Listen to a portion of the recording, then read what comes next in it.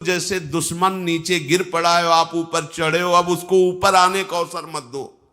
ऊपर आने का अवसर दिया तो अब आपको ऊपर आने का अवसर दुश्मन नहीं दे पाएगा। ध्यान रखना, एक बार अगर अब मन चढ़ गया आपके ऊपर और मनमानी आचरण करा लिया तो आपको भजन लायक नहीं रखेगा, क्योंकि वो समझ चुका है कि तुम ऐसी जगह पहुंच चुके हो कि अगर अब हम इसको हरा ना पाए तो मुझे जिंदगी भर इसका गुलाम बनना पड़ेगा। मन ने देख लिया है कि अब हम मारे जाएंगे, अब मुझे मरना पड़ेगा, तो वो आखिरी कोशिश करके आपका नाश करेगा। बस आप सावधान हो जाओ। इस समय आपके घुटने उसके गर्दन के ऊपर हैं, ऐसा समझो, क्योंकि सदगुरु आश्रय, संत आश्रय, सत्संग, नाम धाम आश्रय, अब वो विचलित हो रहा है, भड़बड़ा रहा है। कोई तो मिले ऐसा, थोड़ा तो हमें जीवन दान दे, क्या विषय भोग, थोड़ा तो मुझे विषय सेवन करने को मिले। चूक कर दी तो फिर गिरा देगा। परमहंस श्री ओंकारानंद सरस्वती जी ले जब बिल्कुल नई अवस्था में सामने उनके गए तो उनका, अच्छा बच्चा, बड़े भाग्यशाली हो, वैराग्य मार्ग में आए हो, पर ध्यान रखना, एक सांप को जब बंदर पकड़ता है तो बोले ऐसे ऐसे जड़ में रगड़ता है, फिर देखता, सू तो नहीं बोला, फिर रगड़ता है, और वो मरने पर भी रगड़ता ही रहता है कि कहीं इसमें जान न। बोले बस ऐसे ही साधु को, साधक को, उपासक को अपने मन को रगड़ना है। राधा वल्लभ सिंह हरिवंश, राधा वल्लभ सिंह हरिवंश, राधा वल्लभ सिंह हरिवंश।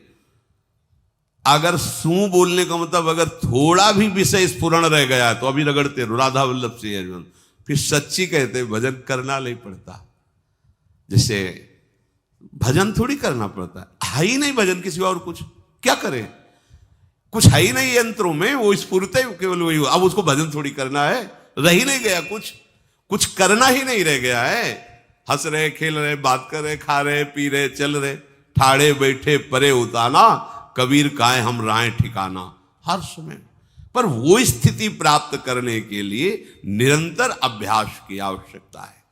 श्री भगवान कह रहे हैं कि परमम पुरुषम दिव्यम याति पार्थानुचिंतयेत, जो मेरा सदैव चिंतन करता रहता है, दिव्य परम पुरुष का साक्षात्कार उसको अपने चित्त में ही हो जाता है। चित्त स्थान भगवान वासुदेव का है। शरीर छोड़ने के बाद नहीं, शरीर रहते ही ऐसी आनंद की वृत्ति उदय होती है, अब उनके लिए शब्द ही नहीं तो क्या वर्णन करें।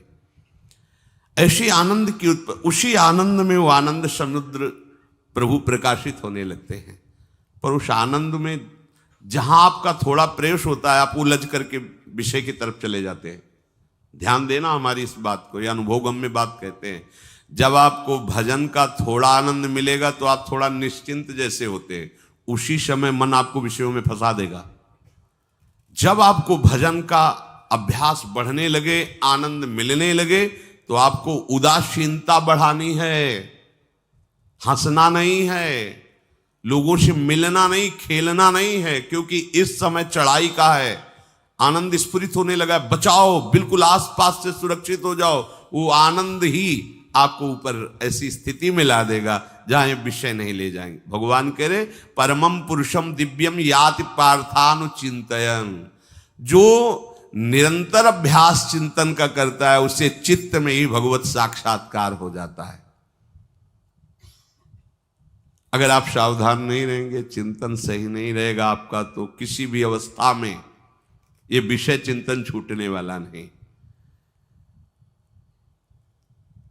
अभी हमारे पास अवसर है, अभी हमारे पास समय है, चूको मत।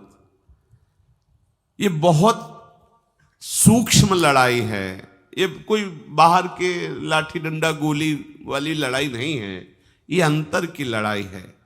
इसमें बड़े बड़े हार जाते हैं।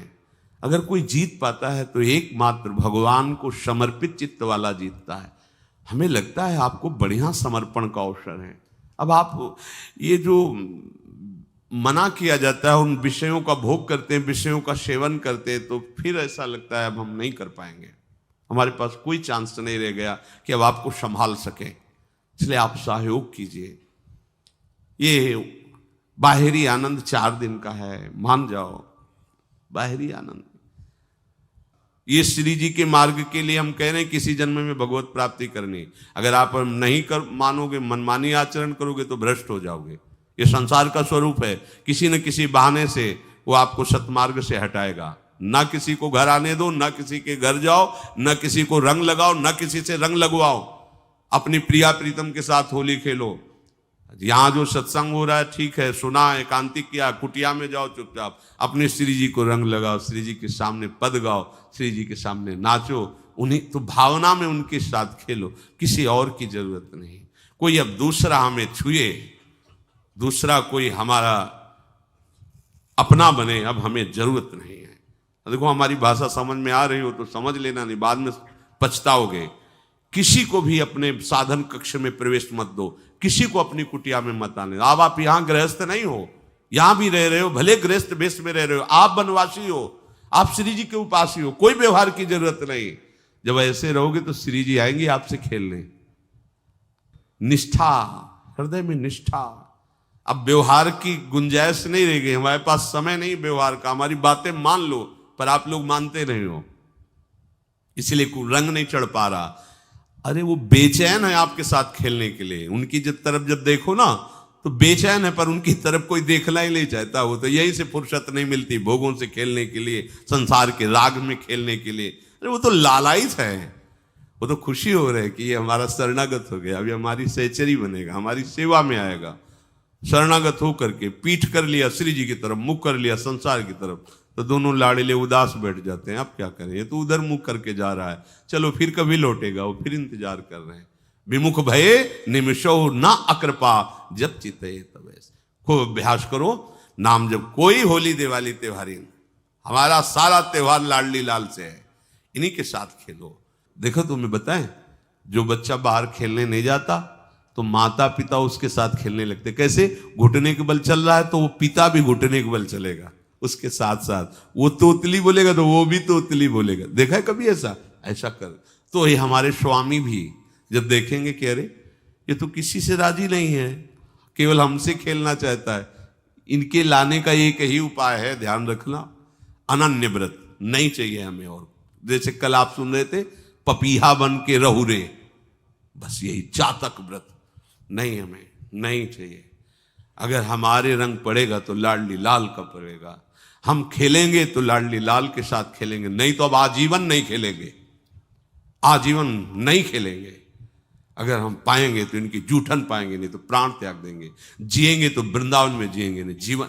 ये व्रत चाहिए। काहे को व्यर्थ समय नष्ट कर रहे हो? धारण करो अनन्य निष्ठा का व्रत। इनको अपनी तरफ आकर्षित करने के लिए अनन्यता ही व्रत है। रसना कटो जो अन रटो, निरखी अन फुटो, नयन श्रवण फुटो जो अन सुनो, श्री राधा जसमैन। कोई भी सत्संगी कोई व्यसन न करे, अन्य किसी से संपर्क न करे, खूब पद गाओ, खूब नाचो, अपना दरवाजा कुटिया का बंद करके खूब रो, नाचो, खेलो, कूदो, उन्हीं से वो खेलने लगेंगे। उनको चैन नहीं है आपके सिवा। आप चैन से रह रहे हो, हमारे प्रिया प्रीतम आपका इंतजार कर रहे हैं, तभी आप पर हेतु की कृपा की। ये बात अंदर की समझो। प्रिया प्रीतम अंदर से आपको बहुत प्यार करते हैं, पर हम देखते हैं कि आप प्रिया प्रीतम से प्यार नहीं करते। आप संसार की तरफ बढ़ते जा रहे हो, हाथ फैला खड़े, मेरी तरफ आ जा। ये हमारे भगवान नहीं है, ये हमारे लाडली लाल हैं। हम इनको भगवान नहीं, ये तो प्रेम के खिलौना दो खेलत है, प्रेम खेल। हमारे रसिकों ने इनको भगवान नहीं माना। अगर कोई संकट आया तो अपने आंचल में छुपा के इनको लेके भागे। ये नहीं सोचा कि अखिल लोक ब्रह्मांडों का ईश्वर, इसको छुपा के भागने की क्या जरूरत है। चाहे बिहारी जी को, चाहे राधा वल्लभ लाल को, जब कभी कोई ऐसा भय आया है तो ऐसा नहीं सोचा कि भगवान रक्षा करेंगे, नहीं, इनकी रक्षा हमें करनी है। इनको छुपा करके, कभी काम वन में राधा वल्लभ लाल को, कभी बिहार वन में से बिहारी जी महाराज, छुपा छुपा के अपने अपने ठाकुरों। तो हमारे ये लाडले हैं, प्यारे हैं, इन्हीं के साथ खेलना है, इन्हीं में रहना है। अब इन्हीं के पास रहना है, इन्हीं में रहना है। दो बात ध्यान रखो, इन्हीं के पास रहना है, इन्हीं में रहना है, बस। अब यही हम नहीं कर पाते, वही जो शुरुआत सत्संग में की थी, सबकी ममता ताग बटोरी, मम पद मन। ये भारी बात है, भारी बात है। जितनी जल्दी आप उदास हो जाओ संसार से, उतनी जल्दी मुस्कुराहट आ जाएगी प्रिया प्रीतम के मुख में आपके लिए। आप जब मुस्कुरा रहे उधर तो वो उदास बैठे कि हमारी तरफ क्यों नहीं देख रहा। अब हमें अपने प्यारे को उदास नहीं करना, प्यारे को मुस्कुराहट से युक्त करना है। क्या हम उदास हो जाएं? ताते मौन रहे वो उचित है, जगते भयो फिरे बैरागी, वृंदावन रस में अनुरागी। खूब चिंतन परायण रहो, कोई भी विषय का सेवन ऐसा ना करो जो आपकी बुद्धि भ्रष्ट कर। कोई आपने ऐसा गंदा व्यसन, गंदी बात, गंदी चेष्टा आप परसों नरसों, फिर आगे क्या? आपका जो साधन मार्ग वो ढक जाएगा, फिर प्रमाद छा जाएगा। हमें किसी भी उत्सव में, किसी भी उत्साह में अपनी प्यारी जू की अनन्यता और सिद्धांत को नहीं छोड़ना, अपने मार्ग में चल। ये अध्यात्म है, अध्यात्म। ये दान पुण्य की बातें नहीं है, ये लोक लोकांतर में भटकने की बातें नहीं है, सीधे भगवत प्राप्ति की बातें हैं। यत करोषि, जो भी तुम करोगे वो तुम्हें अपने आराध्य देव के लिए करना है, आराध्य देव को समर्पित करना है। देहाभिमान अभी कुछ ही समय में गलित हो रहा है, ऐसा आपको अनुभव होने लगेगा। कैसे समझेंगे? देहाभिमान गलित हो रहा है जब आपका अपमान हो और आपको कोई फर्क न पड़े, आपका सम्मान हो, आपको कोई हर्ष नहीं हुआ, बड़ा लाभ हो गया, कोई सुख नहीं हुआ, बड़ी हानि हो गई, कोई दुख नहीं हुआ। शरीर स्वस्थ है, कोई हर्ष का विषय नहीं, शरीर अस्वस्थ है, कोई शोक का विषय नहीं। यह है देहाभिमान गलित होने का स्वरूप। यत करोषि, तो जो भी हम करें, पापाचरण भी करें तो श्री भगवान को अर्पित कर दे। बोले नहीं, तस्मात् शास्त्रम प्रमाणम ते कार्याकार्यो व्यवस्थितो। जो तुम्हें करना है उसमें प्रमाणित कार्य करने हैं, शास्त्र के अनुसार। यत करोषि, अब जो भी करोगे शास्त्र सम्मत करोगे और प्रभु को समर्पित करोगे, देहाभिमान बहुत जल्दी गलित हो जाएगा। यदश्नाशी अशन भोजन, जो भी पाओगे पहले प्रभु को भोग लगाओगे, देहाभिमान गलित हो जाएगा। मान लो मेरी बात, ये सब 4 दिन के उत्सव, 4 दिन की चांदनी है। शोक समाज पूरा तैयार हो रहा है हमारे ऊपर आक्रमण करने के लिए। तुम्हें क्या पता? शोक का अंधेरा छाने के पहले ही व्यवस्थित जहां पहुंचना है वहां पहुंच जाओ, फिर अंधेरा छा जाएगा, कोई फर्क नहीं पड़ेगा। अभी आप यात्रा ही नहीं प्रारंभ किए हैं और अंधेरा आ गया तो मार्ग ढक जाएगा और जीवन व्यर्थ चला जाएगा। कुछ भी मत खाओ। कैसी धूर्तता हमारी बुद्धि में बैठी है। रसेंद्री की तृप्ति के लिए हम गुरुजनों की आज्ञा को रौंद करके चंद विषयों का सेवन करते हैं। धिक्कार है जीवन को। यदि आज्ञा उल्लंघन करके अमृत भी पीने को मिले तो विष हो जाएगा, ध्यान रखना। इंद्रियों की चाटुकारिता करते हद हो गई। अरे संसारी पुरुष में ऐसा देखे तो चलो, लेकिन जो भगवत मार्ग के पथिक, धिक्कार तुम्हारे जीवन को।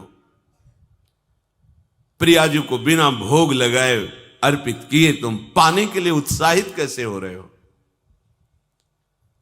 जिन वस्तुओं को निषेध किया गया है उनकी तरफ स्वप्न में भी अगर गति हो तो जलन होनी चाहिए कि स्वप्न में भी हमने कैसे स्वीकार कर लिया। कभी कभी ऐसा लगता है कि भगवत प्राप्ति बहुत कठिन है, ये समझने वाले नहीं। मेढक को तौलने का अगर हमें आदेश मिले तो तौलना बहुत कठिन है। 5 रखो, 2 उधर छिटक के चले गए, उनको घसीटो तो 3 पहले वाले फिर उतर के चले। ऐसे है, सावधान हो जाओ। ये आज्ञा का उल्लंघन तुम्हारे लिए नारकी गति का काम करेगा। अगर आज्ञा है कि अमृत नहीं पीना तो मत पीना, नहीं वो विष हो जाएगा। और अगर आज्ञा है विष पी लीजिए तो गरल सुधा रिपु करहि मिताई, गोपद सिंधु अनल शीतलाई। वो विष अमृत हो जाएगा, तुम्हारा शत्रु तुम्हारा मित्र हो जाएगा। ये भव समुद्र गाय के खुर के गड्ढे के समान हो जाएगा। आज्ञा पालन बहुत बड़ी सिद्धि है। ये मूढ़ता का त्याग कीजिए। आप जानते हो, जानते नहीं है? नहीं, तुम नहीं जानते हो, तुम्हें वो जान रहे हैं। अगर तुम अपना आनंद चाहते हो, सुख चाहते हो, तो आज्ञा पालन करो। इसी से देहाभिमान गलित होगा। तुम्हारी एक एक वृत्ति उस सर्वात्मा प्रभु बैठे देख रहा है, और उन्हीं के रिझाने के लिए तो तुम्हें मानव देह मिली, भगवत मार्ग मिला। ये ध्यान रखो, एक बार भी बिना भोग अर्पित किए हुए जो पाओगे वही तुम्हारी बुद्धि भ्रष्ट कर देगा। देख लो आंख खोल के कैसे बुद्धि भ्रष्ट होती है। वो अपने आराध्य देव इष्ट देव की ही निंदा करने लगता है, आराध्य देव इष्ट देव के विपरीत चलने लगता है। ये बुद्धि गिरी मतलब सर्वनाश। जो शास्त्र में कहा गया है, कामः संजायते क्रोधा क्रोधा स्मृति विभ्रमा स्मृति भ्रंशात् बुद्धिनाशो, बुद्धिनाश को ही कहा गया प्रणश्यति, नष्ट हो गया, वो किसी काम का नहीं। यत करोषि, जो भी कर रहे हो वो प्रभु के लिए हो और प्रभु को अर्पित करो। यदश्नाश, जो भी असन भोजन करते हो, जो भी तुम्हारी जिह्वा में जाए, अगर तुम इसी जन्म में भगवत प्राप्ति करना चाहते हो तो बिना भोग लगाए मत पाना, मान लीजिए। फिर कह रहे यज्जुहोषि, जो भी तुम, हवन का तात्पर्य होता है भागवतिक कार्य करते हो, वो प्रभु को अर्पित कर दो, बड़ा सुख मिलेगा। जो तुम ददाशी, किसी को भी कुछ भी देते हो, प्रभु को दे दीजिए। देने के पहले उसमें भाव कीजिए, राधा वल्लभ लाल इसके हृदय मंदिर में बैठे हैं। अब भोजन जल वस्त्र जो भी आपको उसको दिया तो उस व्यक्ति को नहीं दिया, सीधे ठाकुर जी को दिया, राधा वल्लभ लाल को दिया। यत तपस्यासी, जो भी तुम तपस्या कर रहे हो, काम वेग को सह रहे हो, क्रोध को सह रहे हो, गर्मी सर्दी सह रहे हो, अनुकूलता प्रतिकूलता सह रहे हो, ये भी प्रभु को अर्पित कर दो। भगवान आदेश कह रहे हैं तत्कुरुष्व मदर्पणम, ये सब मेरे को अर्पित करने का मतलब मेरी पूर्ति नहीं हो जाएगी, तेरी पूर्ति हो जाएगी। भला ये सब नदियां समुद्र में गिरना बंद कर दें तो समुद्र घट जाएगा क्या? यद्यप समुद्र प्राकृतिक है, चिदानंद नहीं, भगवान तो चिदानंद समुद्र है। कोई भी नदी चाहे बाढ़ युक्त जाके गिरे या गिरना बंद कर, समुद्र में कोई फर्क नहीं पड़ता। इसीलिए सेवक जी ने कहा है, मांगो मन मनुष्य दासी अपनी कर, पूर्ण काम सदा हृदयम। हे पूर्ण काम प्रभु, यद्यपि आपको मेरी जरूरत नहीं है, पर मैं अपने लिए मांग रहा हूं कि अपनी दासी बना लीजिए। मद भक्तो मईश्वरे सर्वज्ञे परम गुरु वासुदेवे समर्पित सर्वात्म भावः, यत् पश्यति शृणोति स्पृशति वा सर्वमेव भगवान वासुदेवः, इत्येवं गृहाविष्ट बुद्धिर मद भक्तः सन एतत् यथोक्तम सम्यक दर्शनम विज्ञाय मद भावाय मम भावो मद भावः परमात्म भावस्तस्मै परमात्म भावो योपपद्यते युज्यते घटते मोक्षम गच्छति। वेद कहता है, भगवान की वाणी, मद भक्तो, जो मेरा भक्त हो गया है। अभी हम देह भक्त हैं, भोगों के भक्त हैं, विषयों के भक्त हैं, काम क्रोध लोभ मोह जब जो चाहता है हमें परास्त कर देता है। लेकिन जो मद भक्त हो गया उसको नहीं। बाहरी वेश परिवर्तन से मद भक्तो नहीं होता। कभी कभी हंसी आती है कि अमृत कुंड को छोड़ करके मल कुंड का स्वाद लेने के लिए कितना लालायित है जीव। कैसी मंद बुद्धि, मतलब एकदम लगता है कि वाह प्रभु आपकी है विचित्र माया है।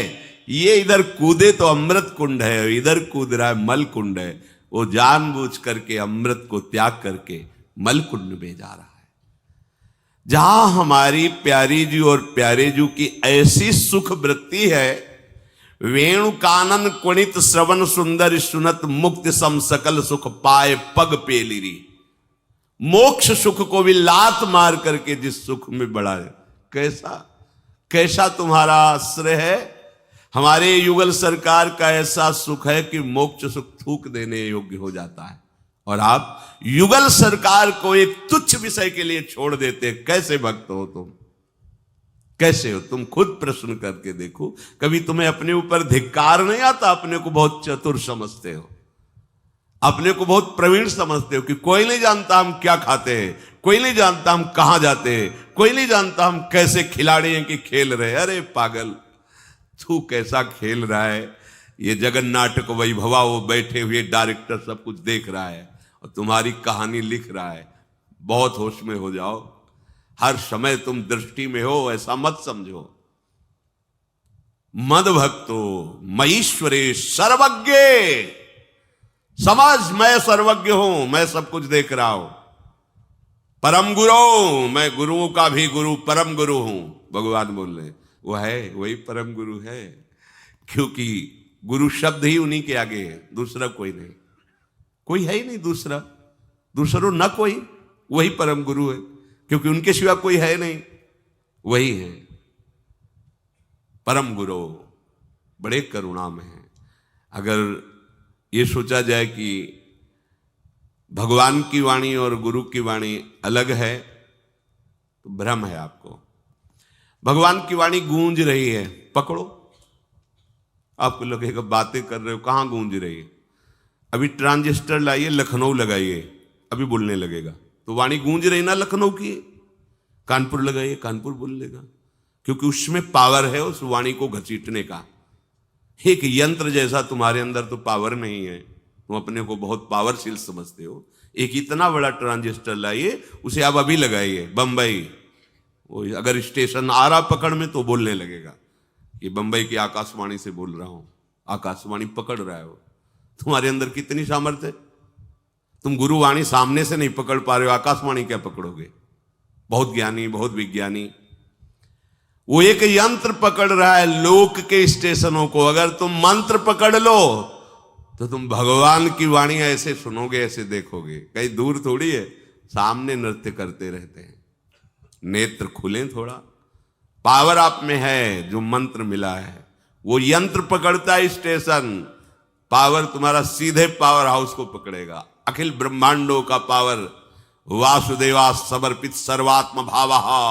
तो यत् पश्यति यत् शृणोति स्पृशति, वो भगवान का स्पर्श करेगा, भगवान की वाणी सुनेगा, भगवान को ही देखेगा। कौन? जो मद भक्ता है। तो आप लोग बड़े कृपा पात्र हैं, भगवत मार्ग के पथिक बन गए। कहां फंसे हो यार, कहां? बड़ी हंसी आती है। साधक अपने छोटे से दोष को पहाड़ की तरह देखकर व्याकुल हो जाता है और गुरु और भगवान से पुकारता है, नाथ देखो मैं ऐसा, मुझे बचा लो। प्रभु अभी तक समर्पण नहीं हो पाया, उसे अपने में फुर्सत नहीं। जो मेरा हो जाता है वो निरंतर मेरा चिंतन करता है, इसलिए मैं उसको सुनाई देता हूं। तुम किसका चिंतन कर रहे हो? संसार का। तो क्या सुनाई दे रहा है? संसार। तुम किसको देखना चाहते हो? संसार को। तो क्या दिखाई दे रहा है? स्त्री पुरुष